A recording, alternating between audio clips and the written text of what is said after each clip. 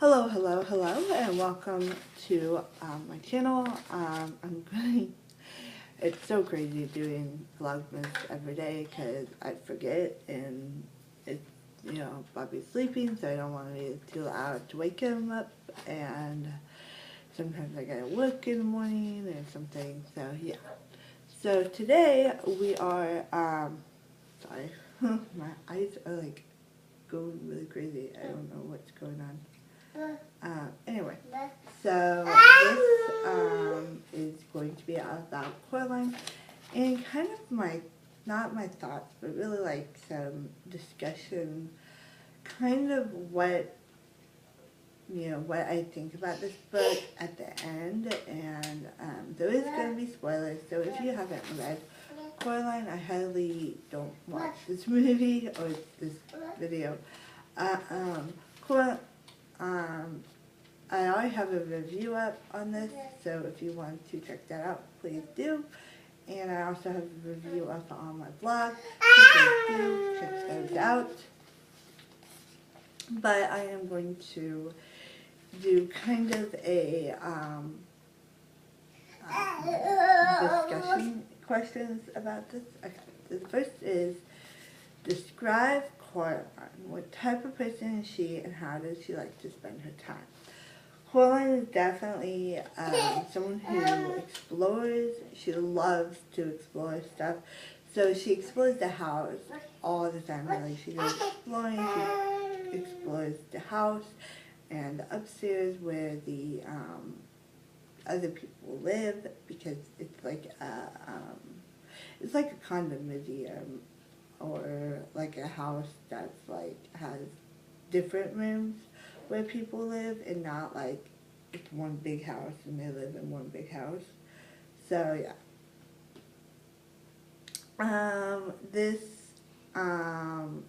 And she loves just to explore. She's not really a brat, she's more like a kid, and she wants to like do stuff, and very active and stuff. And oh my gosh.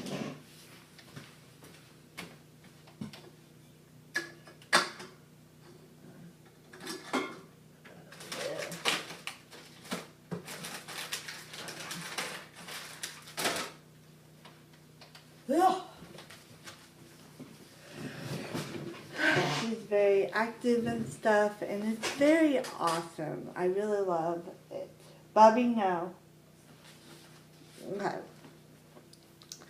The second question is, how is Coraline treated by her parents? Who is the other adults in Coraline's life, and how do they treat her? And what is the difference between how she is treated in the real world and the other world? Now, her parents really like make her frozen dinners, and her dad like definitely cooks a lot more than her mom. He's like the cook of the family, but he doesn't really I don't know, he just doesn't like, he doesn't cook child-friendly food or anything, because he cooks weird stuff, like he just like weird things. But I really, really enjoy, I really, really enjoy, but,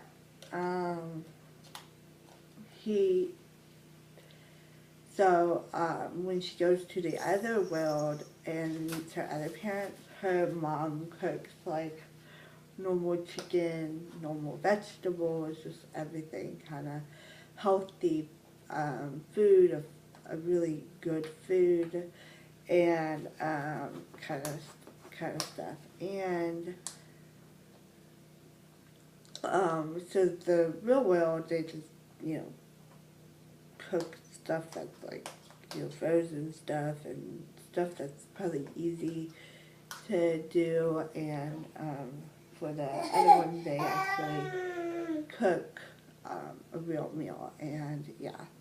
Number 3. Before entering the other world, Coraline receives ominous warnings about her future.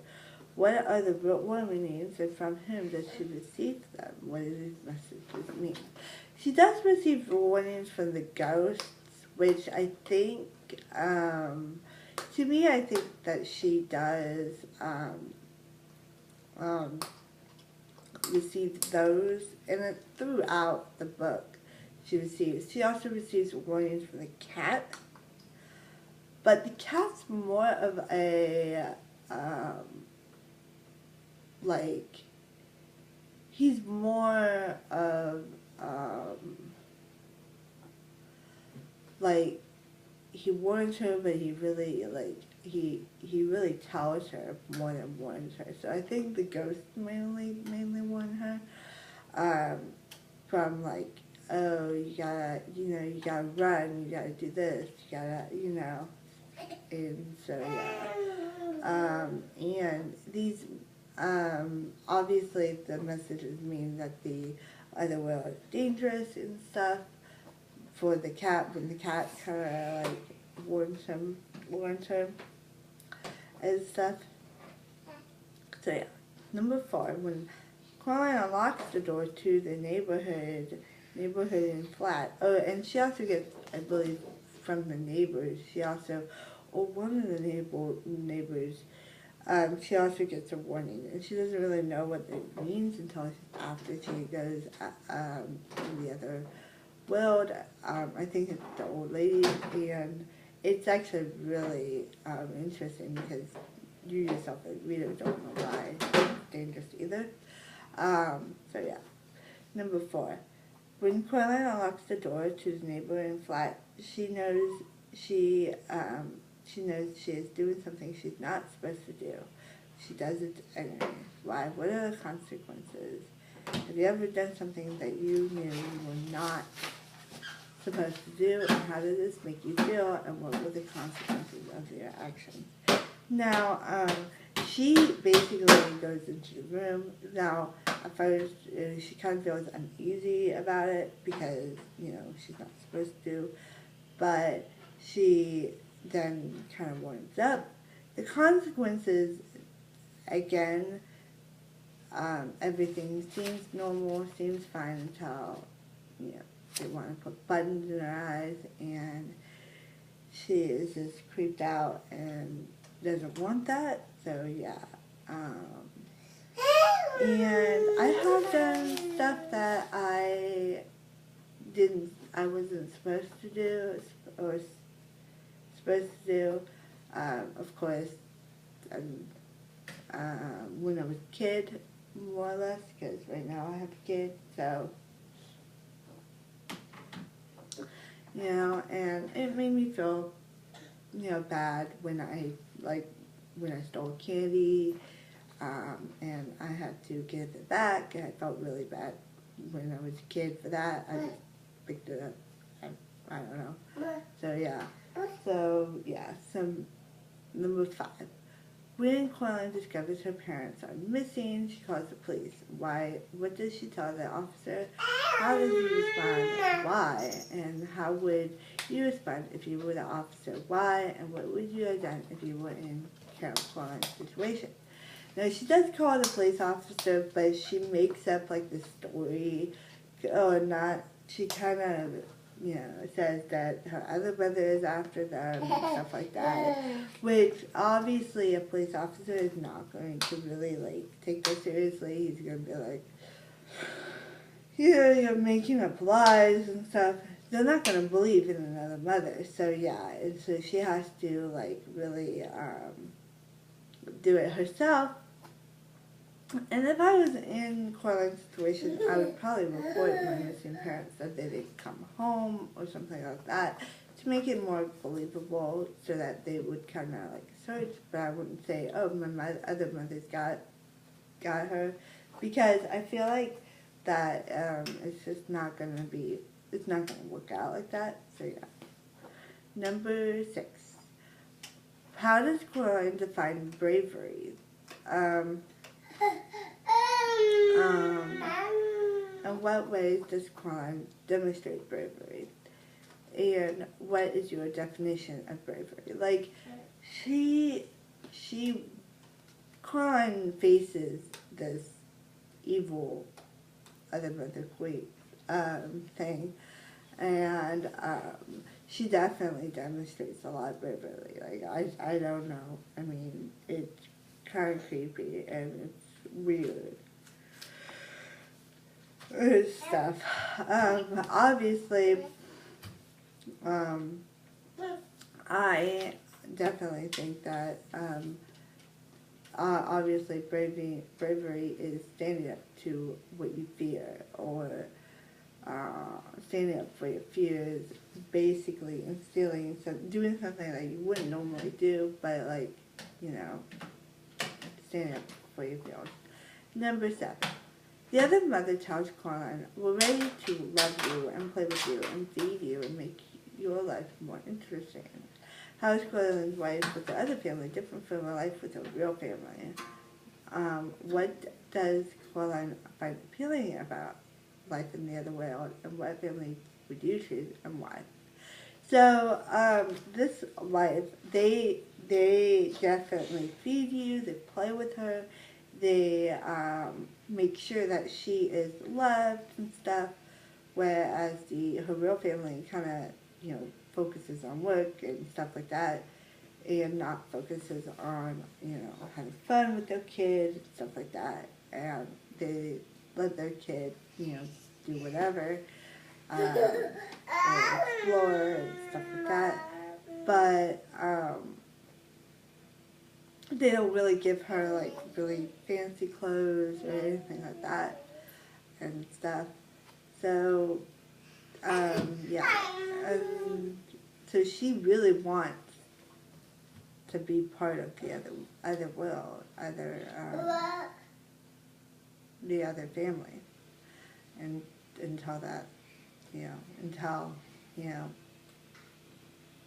until she realizes the horrifying truth.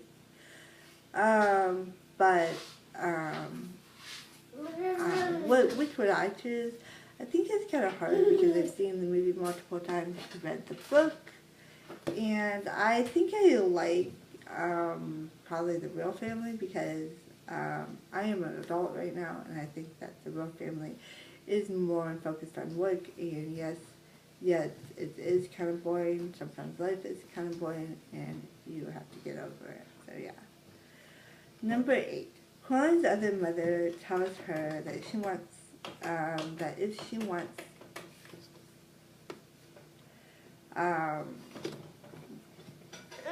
Coraline's other mother tells her that if she wants to stay in the other world, there is one thing she must do. What is it, and what effect will it have on her?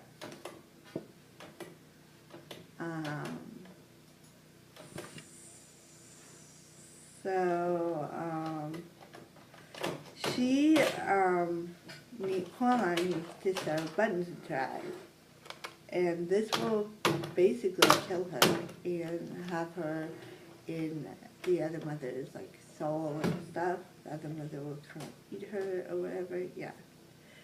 So number 9. Why does the other mother want Coraline? What does the cat think about this? And why has she taken other children and Coraline's parents? The other mother wants Coraline because she wants, you know, to be loved. She wants to love someone, and even though she loves somebody, she doesn't want to love someone. But I also think it's an underlying thing that she wants Coraline because she's feeding on, again, fear, which that's what she's feeding on. And Coraline was very suspicious and been like, no, I can't, you know, do that. So yeah. The cat, I think, 65. Bobby,